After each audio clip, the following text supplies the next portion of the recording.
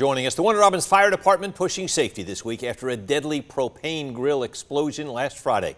A motorcycle club was cooking for a fundraiser when Houston County Coroner James Williams says the grill caught fire. 2 people went to the hospital where 67-year-old Johnny Lane Probert died from his injuries.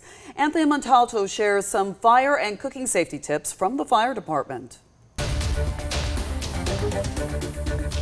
One woman I spoke to says she heard a loud boom happen here, 200 Tabor Drive on Friday morning.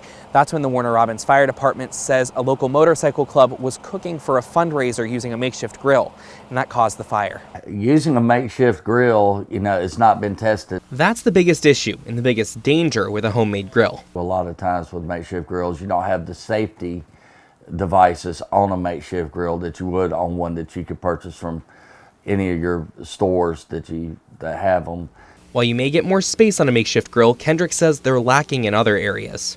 And you don't know what you're getting into a lot of times. Kendrick says even the tested store-bought ones require a watchful eye and some precautions. Make sure that you're at least 10 foot away from any structure or any overhangs or anything. If you smell gas and the grill isn't on, check the tubing on your propane tank for a leak. Make sure you can use a light soapy water and spray over it to see if you could tell if there's a leak or if you didn't connect it correctly.